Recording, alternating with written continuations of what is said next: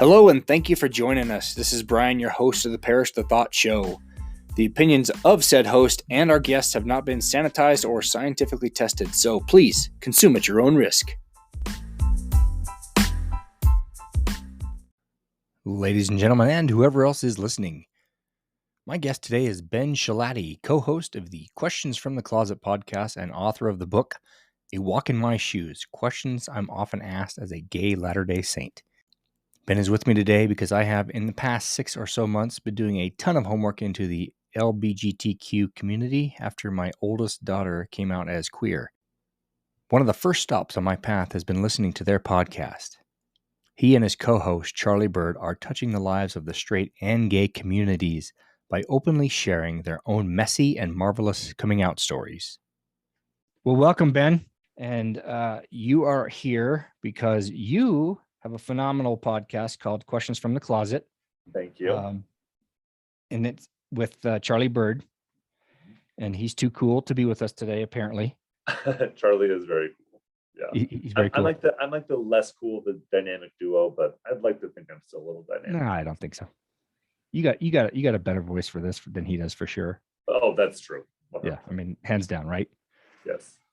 But you're here because I love what you guys are doing with your Questions from the Closet podcast, and I'm also doing some personal research because I have one of my daughters has come out about 6-8 months ago, and so this is new territory for her mom and I, and it's been a strain. I mean, and also for those listening, Ben and I are both members of the Church of Jesus Christ of Latter-day Saints.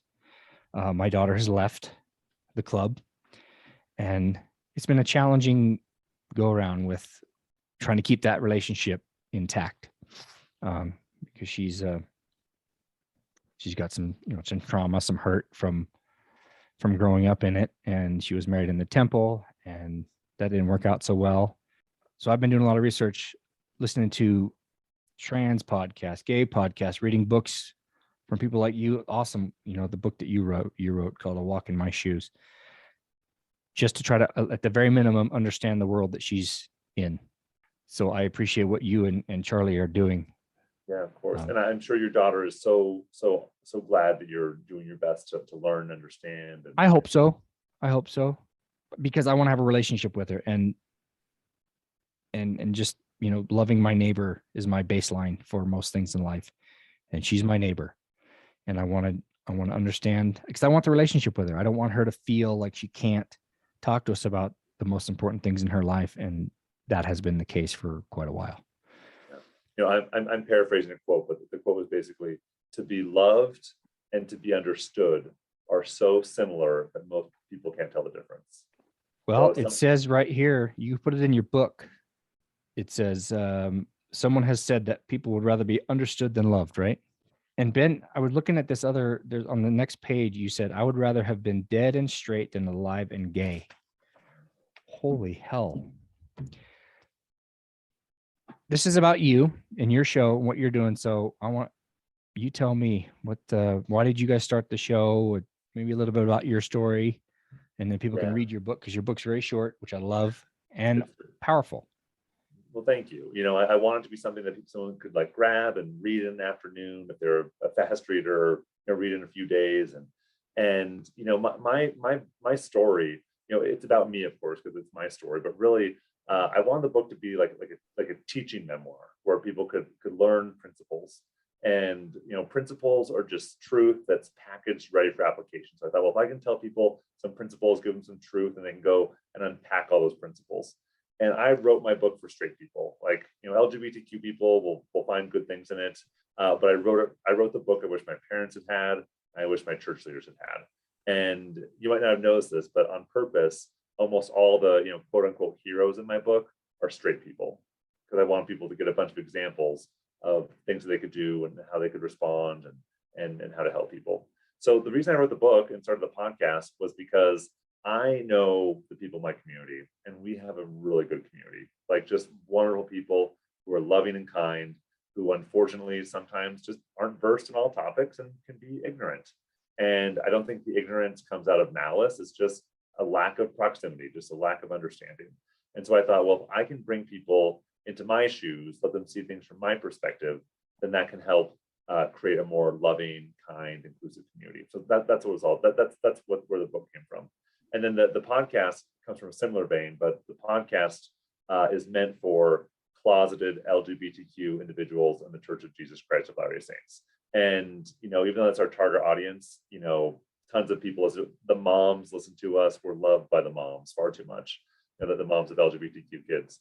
And the idea was, back when I was in the closet, there were all these things I wanted to talk about, all these questions I wanted to explore, and I was too scared to bring it up. I had no one to talk to. And so Charlie and I thought, well, we could create a podcast where we're having these conversations, and so people who want to have them can participate in the conversations without having to be out. And so that was the idea. Let's have the conversations people want to have, but they don't quite feel ready to have yet. How did you and Charlie get to know each other?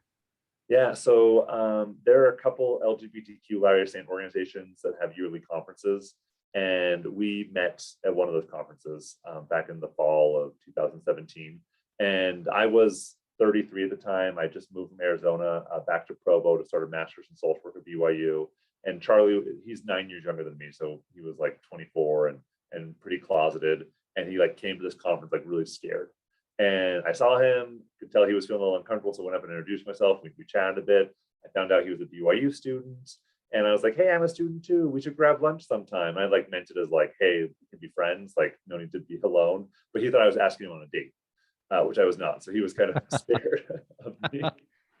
But then a few months later, we were both asked to be part of a working group on campus at Brigham Young University of a bunch of campus administrators and 9 LGBTQ students.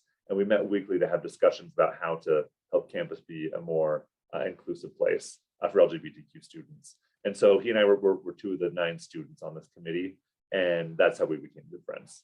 And then typically when things like that end and Charlie graduated and he moved away, I just thought our friendship would just kind of fizzle out. But he lived in New York for 2 years, and we just maintained our friendship and would still talk on the phone.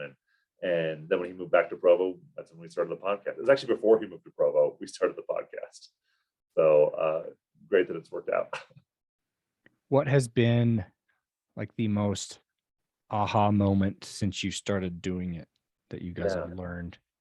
That's a really good question. The really beautiful thing that happens is when we used to outline our episodes, okay, we're going to talk about this and this and this, these are the points we're going to cover. And we still sometimes do that, and especially for really important episodes. And I'll of course do that in my head. But we started learning the best moments of the podcast were things that we couldn't have ever planned. And so just kind of letting the conversation go where it's going to go, just letting it flow. And I remember the first real aha moment was one that just felt really powerful to me was an episode called "Should I Go on a Mission?" And talking about as a gay person, should I serve a mission for the church for 18 months or 2 years? As we're having this conversation, Charlie ended up telling this really beautiful story that he had never told about God loving him and creating a situation where he was going to feel safe, with months before he even left on his mission. And it's just this really beautiful moment of God cares about us. He is in these details and really watching out for us. I just remember finishing the episode and just thinking, this is just so beautiful to have this moment together. Another episode from our first season that really stands out to me where we had a bunch of aha moments was an episode called "Is There a Place for Me in the Church?" And I'd had this kind of triggering thing happen where I was just felt like there wasn't a place for me. And at the time, Charlie and I were roommates. I came home and talked to him about it. And we were talking to our other roommate, McKay, who was also gay. And we were we just got to talk about this right now. So we just went into the studio, put on our headphones and turned on the mics and just recorded the conversation we were having. And what really came from that conversation was just the reality of this is hard. Being an LGBTQ Latter-day Saint is really hard. Sometimes people are terrible to us. Sometimes we feel like we don't have a place, but we have each other's back. We are here for one another. And I remember months later, months after we recorded it, I was having a bad day. For some reason, I decided to listen to that episode. And then I heard myself say the things I needed to hear that day. I was how cool is this? that I get to cheer myself up. You're like, I am so amazing. Yeah.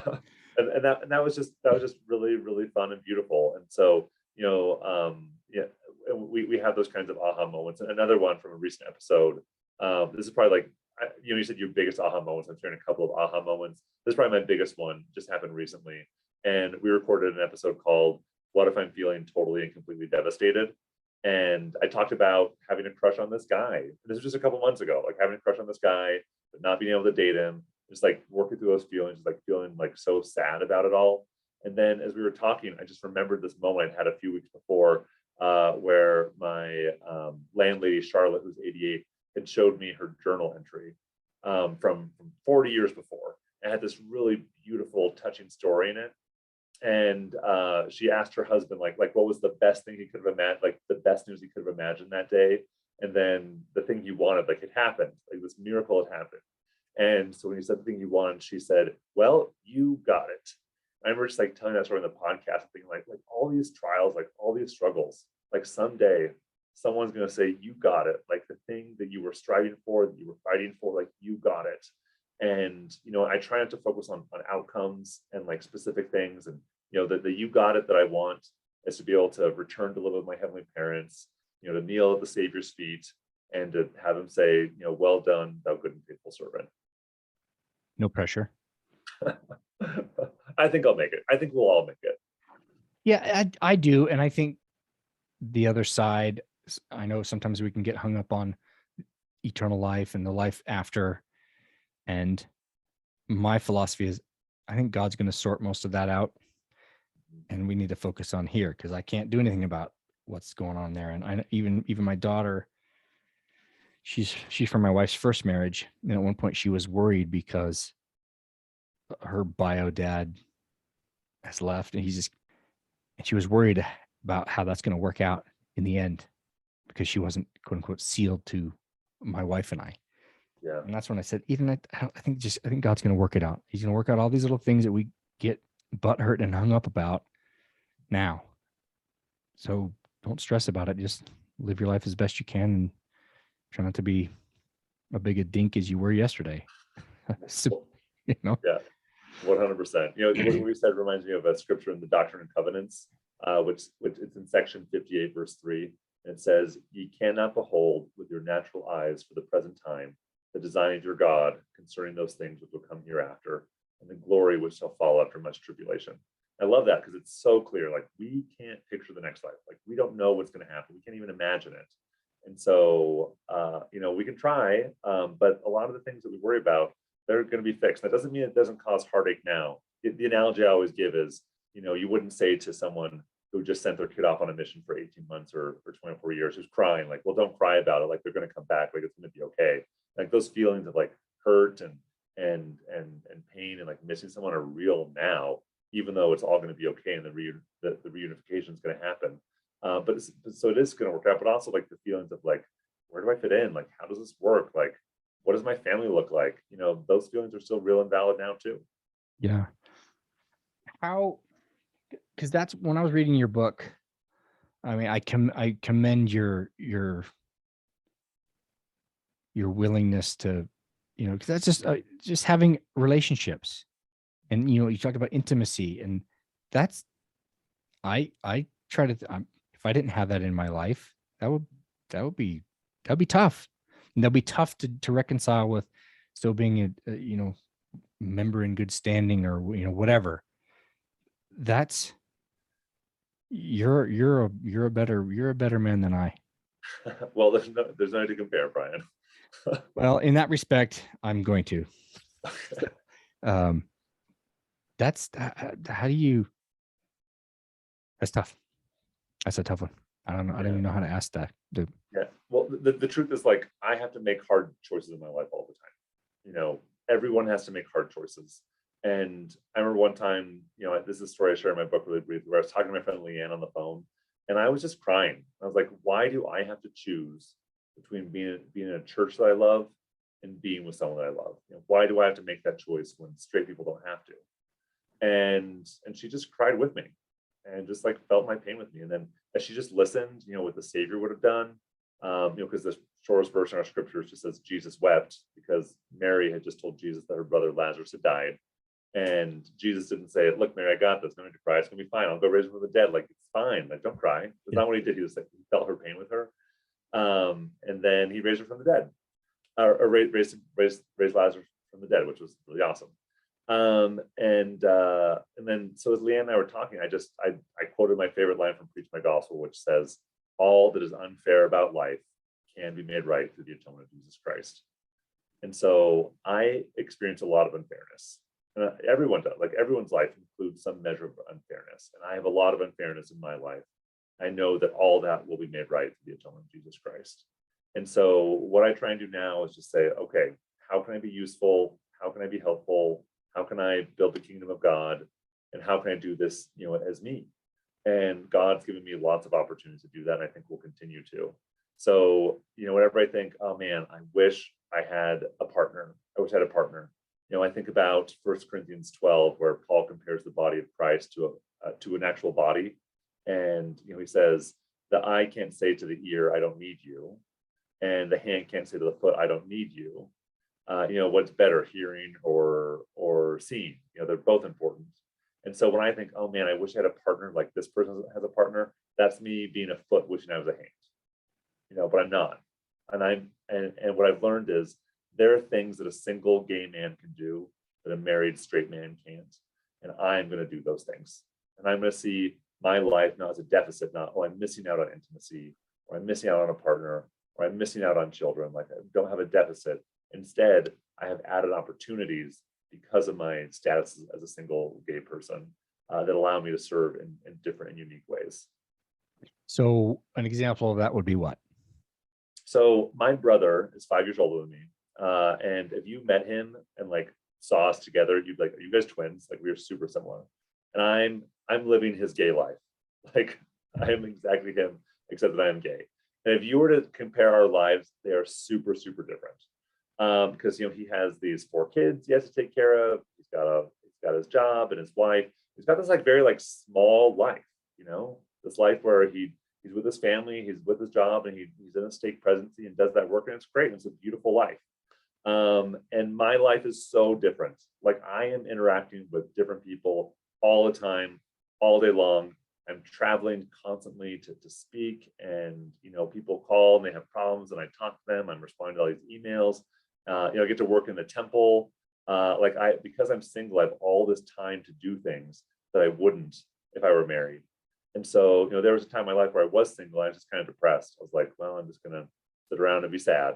And then I was like, no, I'm not gonna do this. I'm gonna use this as a blessing to like this time I have as a single person to go and give more love and more light to more people, because I don't have to worry about my family. Yeah, you're not strapped down by the old ball and chain, right? Yeah, and not to like his life is better or my life is better. They're just different. Yeah. Well, trust me, I have 4 kids, and there are some days, and I have one left at home, but there were days where I'm like, I don't want to be a freaking dad today. I just want to be a selfish teenager and worry about my own crap. I want to have a thought that's uninterrupted by someone asking me for something. It's a constant battle with your selfish nature. I mean, life is generally, but as a parent, like, really? Can I just, yeah.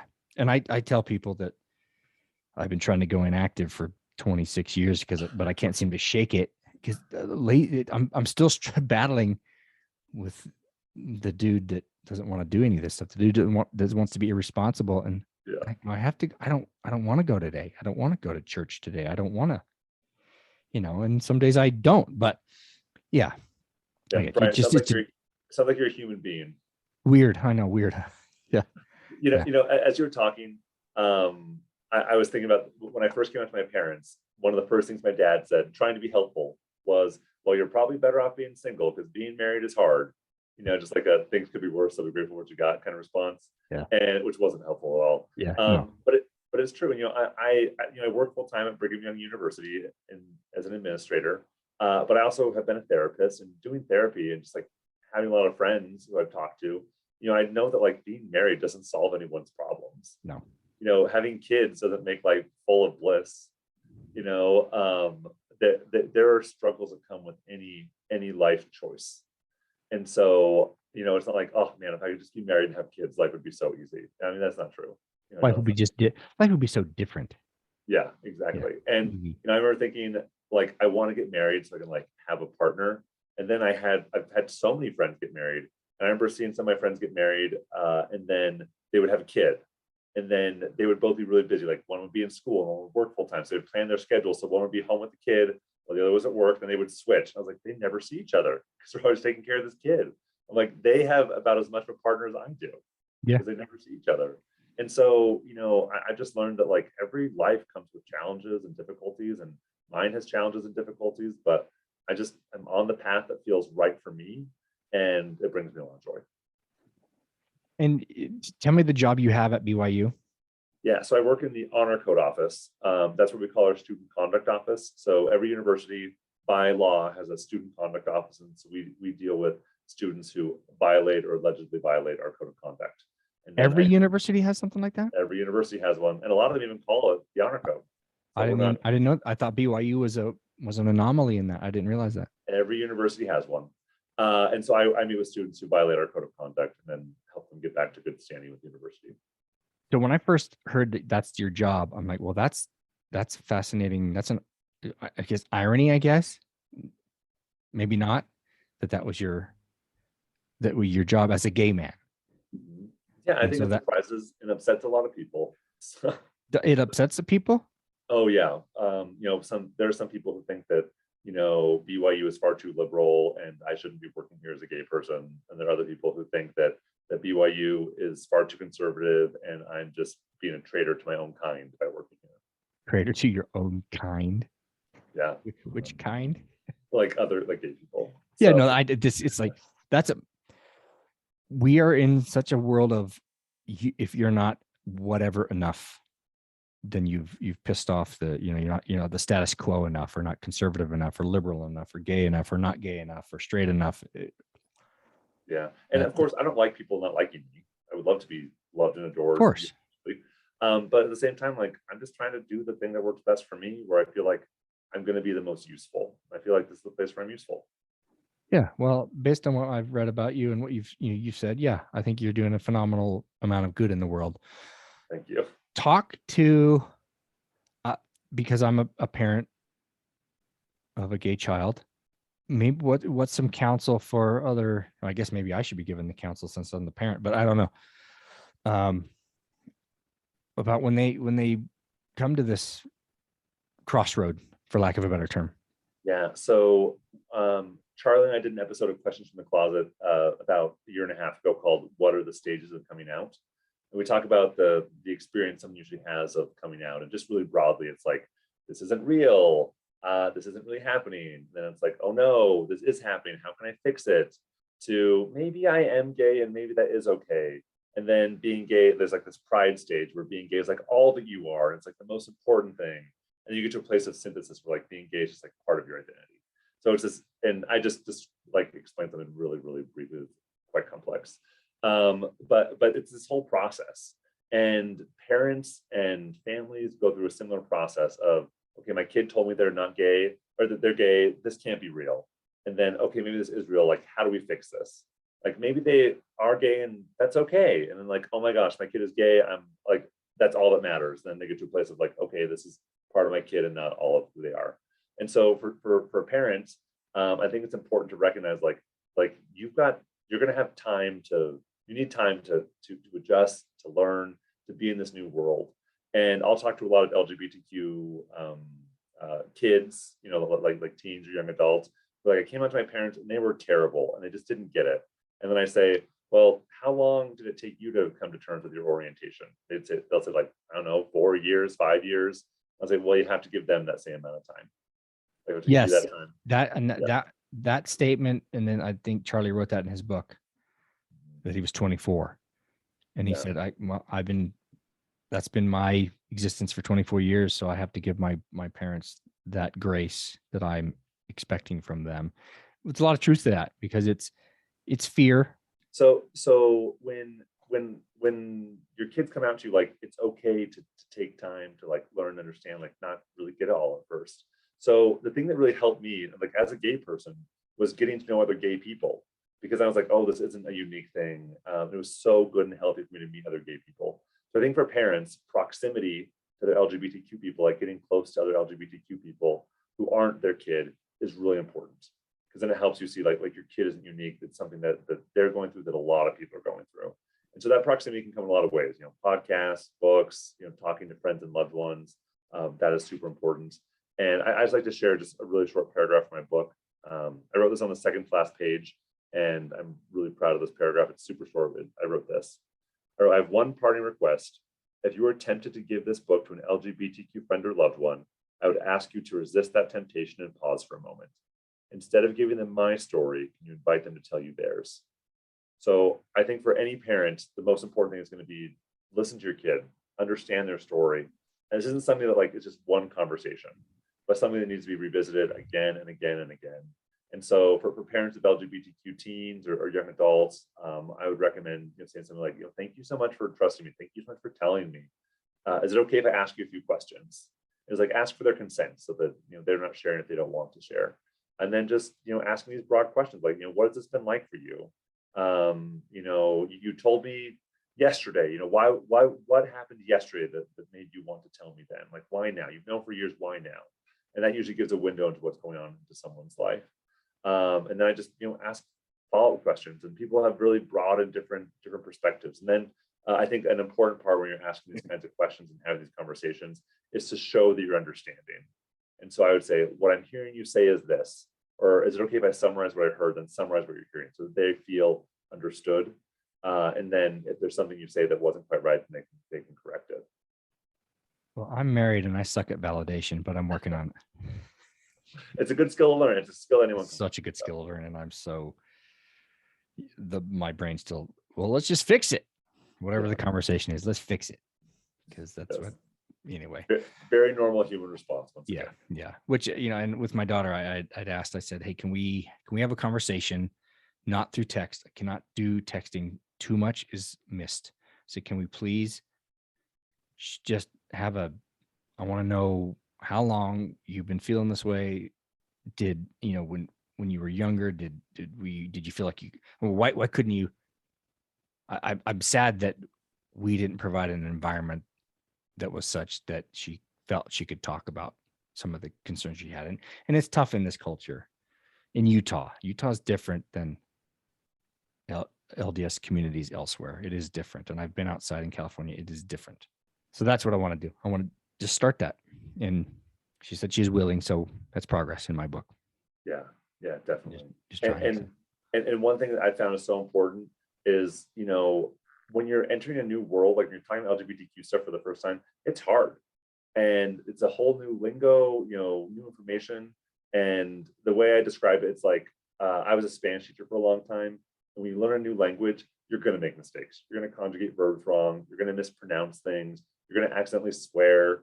It's just normal. But those stumbles are necessary to develop fluency in the language. And so as you talk about LGBTQ stuff with your kid for the first time, you are going to stumble and you're going to say the wrong thing. Just like recognize that's going to happen.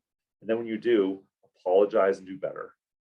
And then give one another grace and opportunities to continue growing. We'll be right back after a quick timeout. Hey guys, if you haven't heard about Anchor, it's the easiest way to make a podcast. Let me explain. 1, it's free. 2, there are creation tools that allow you to record and edit your podcast right from your phone or computer. 3, Anchor will distribute your podcast for you so it can be heard on Spotify, Apple Podcasts, and many others. 4, you can make money from your podcast with no minimum listenership. And 5, it's everything you need to make a podcast in one place. It is so stinking easy. So download the free Anchor app or go to anchor.fm to get started. You will not be disappointed. Hey, welcome back. Yeah, so fun. Exciting, huh? You talk about the language. And one question I have is the pronoun. I call it a thing. Again, I'm probably, like you say, I'll probably get things wrong and piss somebody off, but I'm learning, so bear with me. The pronoun seems to be paramount. And again, I've probably seen a lot of extreme things where especially with some of the trans things I'll listen to. I don't necessarily hear it in the gay community as much, but tell me why that is so critical and such a big deal. Yeah. So I'm the wrong person to ask about this because I'm not transgender. So I was assigned male at birth. I feel male. I use masculine pronouns. So this is something like outside of my experience. So all I know is what I've learned from other people. And so on my Zoom account, I've got my name with my pronouns after. So I initially didn't have my pronouns after my name because I think it's pretty obvious that I'm male. I look male, I sound male, I talk male. So I think the way people perceive me is the way that I am. So that's not a problem for me. I was teaching a class at BYU, and I had a trans student in my class, and they just mentioned one day how meaningful it is to them when someone has their pronouns after their name. I thought, you know what, this isn't something I super understand, but if it makes my student feel better, I'm willing to do that for them. So that's when I changed my profile on Zoom so it has my pronouns in it. So my understanding from talking to trans friends, once again, like this is a conversation I have with a trans person, is that our pronouns reflect how people view us, how they see us, and it can be really jarring for someone to be viewed differently than how they perceive that they are.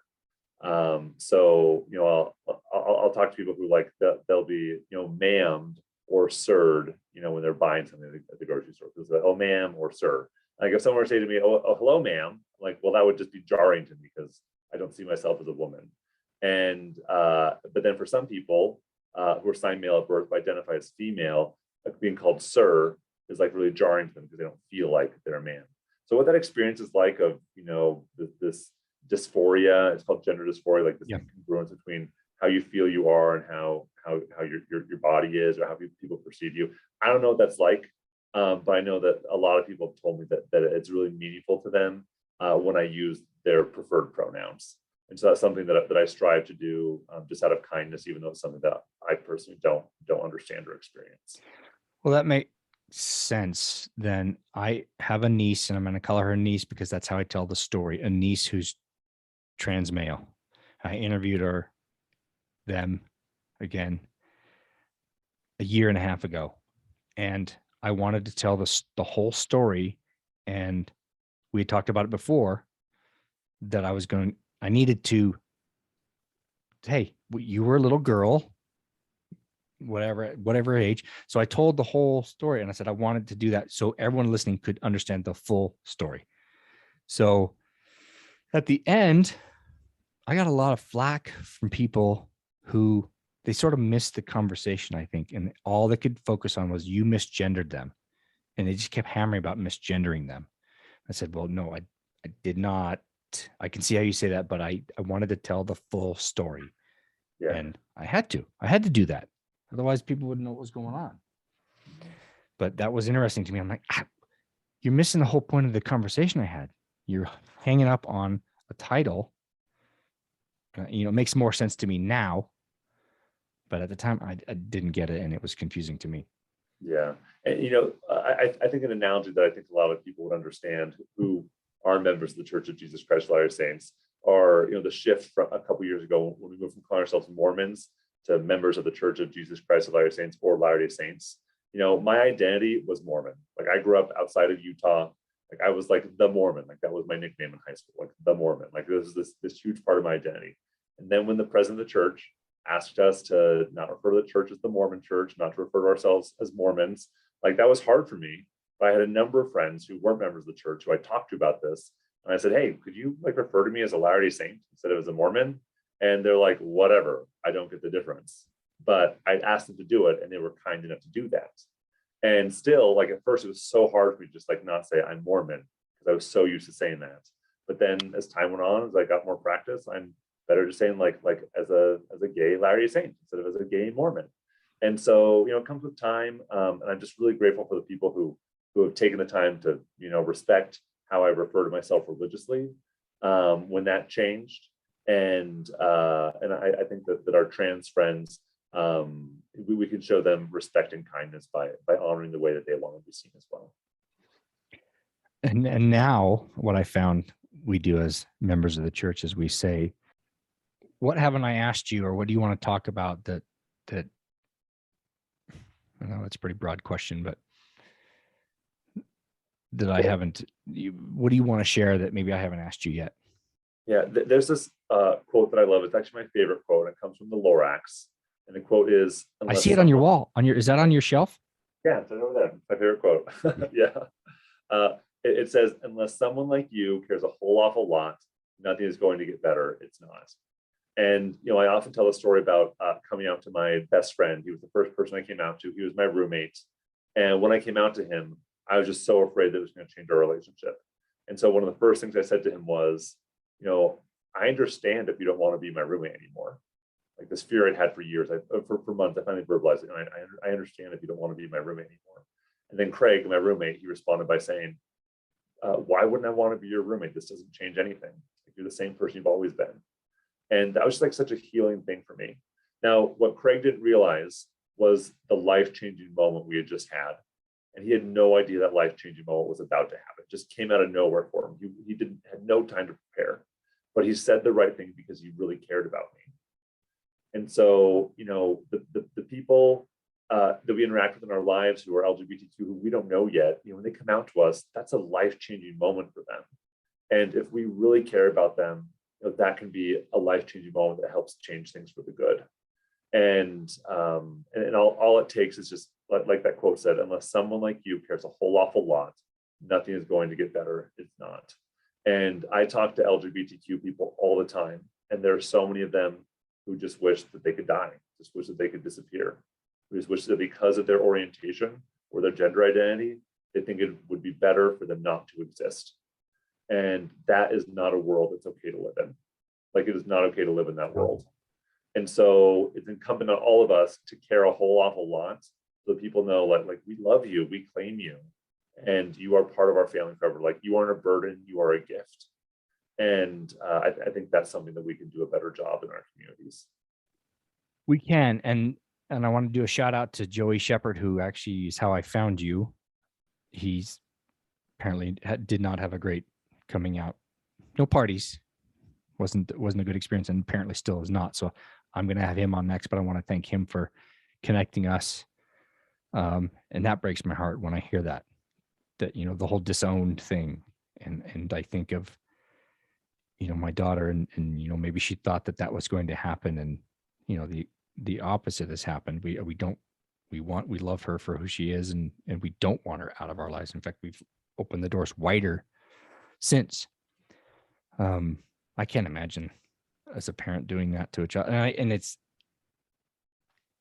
I'm gonna, I'll find this out when I have him on, but I'm guessing his mom was scared, just scared of the loss. Because, as a parent, you have this vision for your kids and what that's going to look like. And, my wife is just dying to be a grandma. We have a grand dog, so we're getting closer. And I think there's a fear of, I'm not going to have that now. We have 3 other kids, but there's that fear. And I don't know, I would guess that in her heart of hearts, his mom is scared. Yeah. Again, you probably, obviously you're friends with them, more than I do about that story. Yeah. But Joe is like my younger sibling. I mean, we're not related, but that's how close we are. We're super close. Yeah. And I think it's really kind of you, Brian, to say things like, this is hard for the family. Right? It really is hard. And it can be difficult for people to see, like, the life I thought I was going to have is going to be different. And, like, that's painful, and it's okay to acknowledge that pain, and for that to be real and understood and acknowledged.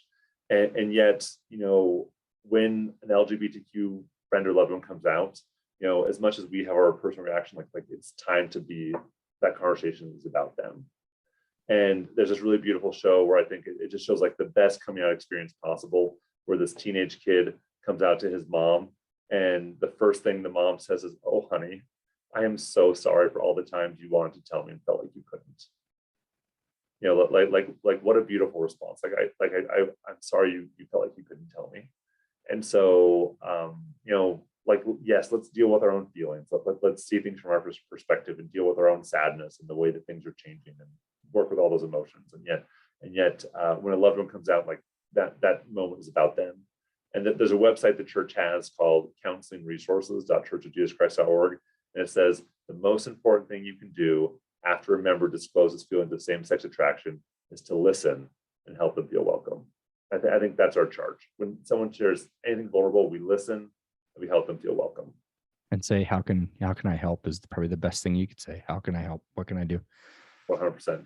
Because it's easy, you want to, like when someone dies, or you want to fix it and say, well, you'll see him again. Wrong. Yeah. What was that film? Because I know you talked about this on a podcast episode, and they were pressuring you to tell them what the name of it was, and you never did. You held out. Well, I don't want to give away the ending. It's a Netflix show called Heartstopper. Heartstopper. Well, you won't give away the ending, but now I'm gonna go watch that. It's really good. It's only like 8 episodes. It's like 4 hours long total. It's just this really beautiful, like, coming of age story that's just really innocent and beautiful, and just kind of gives a window into what it's like to be an LGBTQ teen today. I have another theory about, I don't know, the words are wrong. The increase or more prevalence of people coming out is, and this theory I have is that it's to provide opportunities for us to love people who are different than us, because it's easy to love those that look, talk, and act just like you. That's easy. Whereas coming face to face with something like this, it's not that you would. I'm probably slaughtering this, but so stop me if I'm going over the cliff. But it just that there's more opportunities now. Yeah, and I've talked to a lot of parents who say things like, I've learned to love in ways that I never knew I could love. Just helps expand our capacity for charity and compassion in ways that a lot of people haven't experienced before, which is really, really beautiful and wonderful. I also think, more people are coming out now because we just hid in the past. There is literally no, like, the job I have right now, like what I do with my life, I couldn't have done this 20 years ago. Like, No. It would have been absolutely impossible. No. And so now that there's this world where there can be an openly gay administrator at BYU, like, that's a jarring world to some people. And yet there have been gay people here all along. They said no. And I know a number of closeted people here at this university who are like, I'd like to come out and just be honest, but I just feel like I can't. And so, we're not done with all the comings out because not everyone feels safe yet. Yeah. And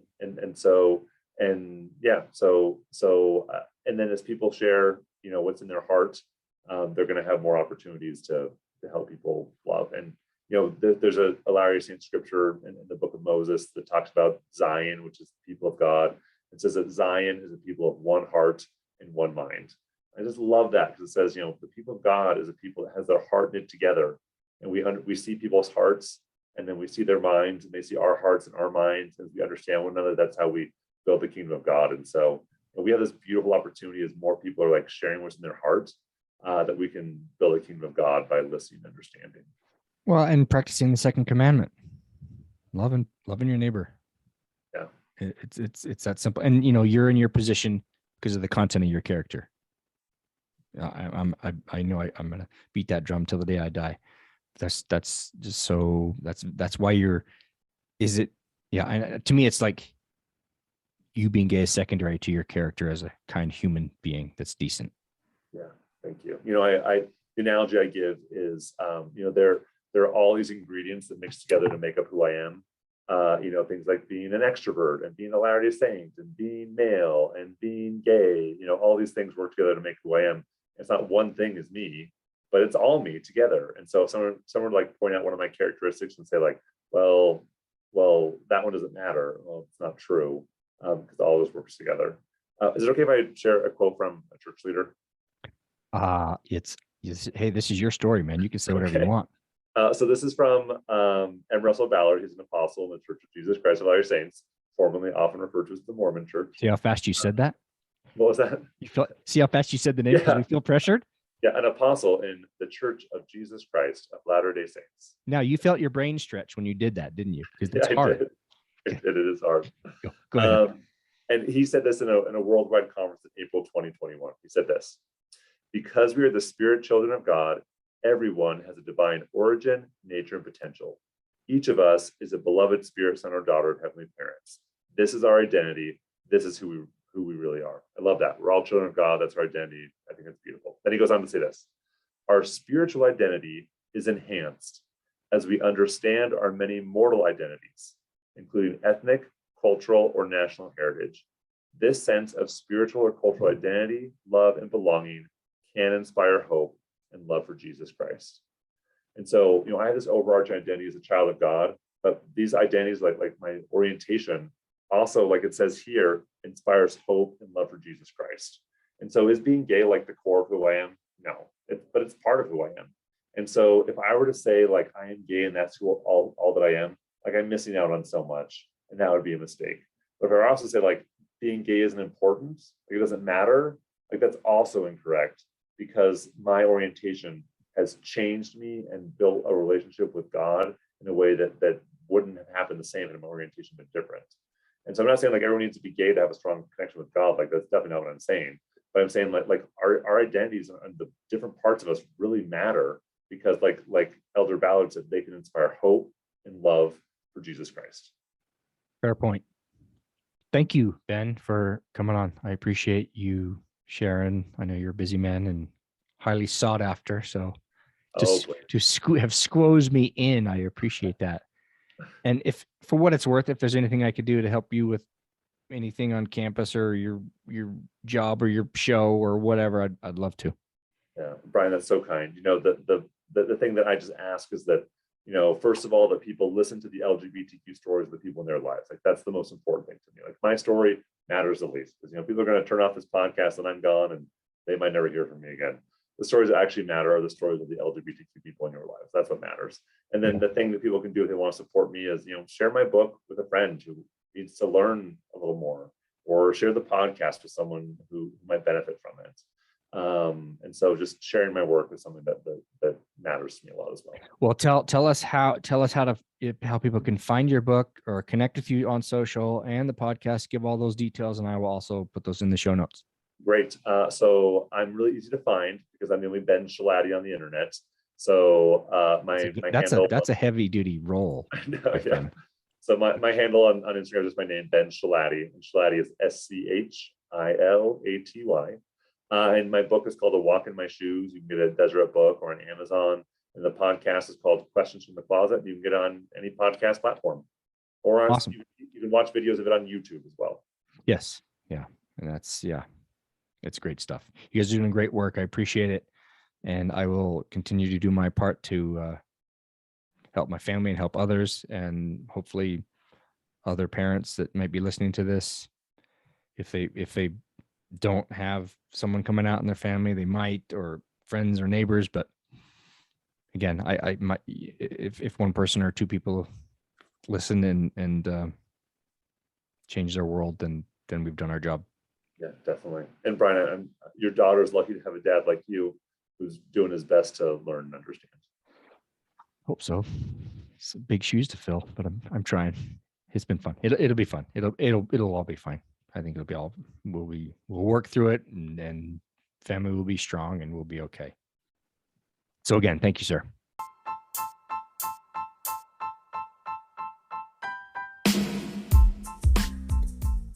Thank you again for listening to the Parish to Thought Show. We would love your comments and feedback on our website at briankeithparish.com/feedback. If you love or hate what you hear, please give us a rating on whatever platform you find us. Hey, thanks again for listening to the show. I am so grateful you're here and continue to support my efforts. We're doing something a little new. It's called Ask Brian Anything. If you have questions, comments, concerns about any previous episode, or just want to know my perspective on anything, please send those to parishpodcast@gmail.com. That's PARRISH podcast@gmail.com, and I'll feature them on an upcoming episode. You're still here? Click on the next episode for more from the Parish to Thought Show.